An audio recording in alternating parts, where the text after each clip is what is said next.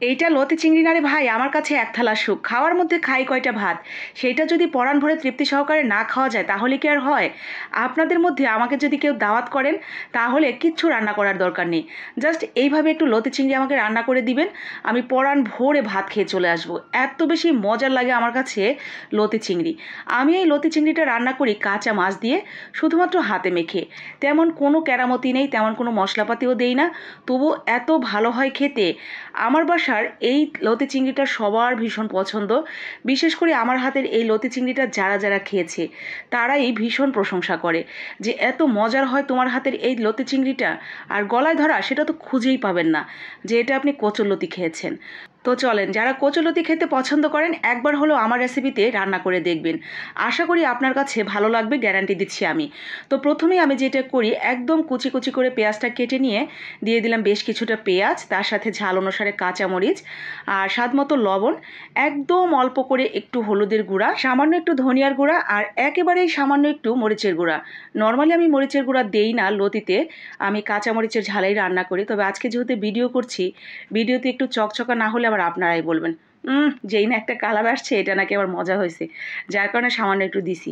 তো এরপরে রান্নার তেল দিয়ে যতটুকু আপনি দিতে চান তেল সেই অনুসারে দিয়ে ভালো করে আগে হাত দিয়ে মশলাটা এবং সেই কাঁচামরিচ পেঁয়াজটা মেখে নেবেন।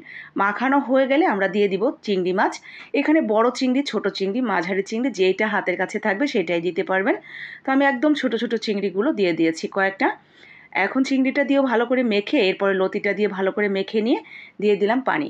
খুব বেশি পানি দিব না, লতিটা মাখা মাখা হবে, ঠিক এরকম পানি দিয়ে এটা আমরা রান্না করে নেব। তো বলক চলে আসলে আমরা এখানে ঢাকনা দিয়ে দিব, ঢাকনা দিয়ে একটু চুলার আঁচটা লো করে দিব। আস্তে আস্তে মোমের মতো গলে যাবে লতিটা, মোমের মতো গলেও যাবে, আবার একদম সুন্দর আনামানাম থাকবে, একটাও গলে যাবে না এবড়ো থেবড়ো হয়ে। তো এই তো দেখতেই পাচ্ছেন আমার লতি চিংড়িটা একদম রেডি। তো আমি সুন্দর করে বেড়ে নিচ্ছি। আর এটা দেখার পর মানে নামানোর পর আমি আর নিজেকে ধরে রাখতে পারছি না যে এত মজার হয়েছে। আর এই লতি চিংড়ি আমার কাছে শুধু সাধারণ কোনো লতি চিংড়ি না, এটা আমার কাছে এক থালা সুখ। খাওয়ার সাথে সাথেই মন ভালো হয়ে যায়, এত মজা লাগে এটা খেতে। আমার কাছে এই সাধারণ গ্রামের খাবার দাবারগুলোই বেশি ভালো লাগে। নামি দামি যেসব খাবারগুলো থাকে, যেই খাবারগুলো খরচ মানে বানাতে অনেক বেশি খরচ হয়ে যায়, সেই খাবারগুলোর চাইতে এই খাবারগুলো এত বেশি তৃপ্তি সহকারে মানে আত্মা ভরে খাওয়া যায়, এটা আর বলার অপেক্ষা রাখে না। তো যারা পছন্দ করেন একবার হলেও বানিয়ে নেবেন আমার মতো করে, আশা করি ভালো লাগবে। ভালো লাগলে লাইক কমেন্ট শেয়ার করে দিবেন যাতে বাকিরাও এই সাধারণ মশলায় অসাধারণ লতি চিংড়িটা রান্না করে নিতে পারে। আজকের মতো এখানেই, আসসালামু আলাইকুম, আল্লাহ হাফেজ।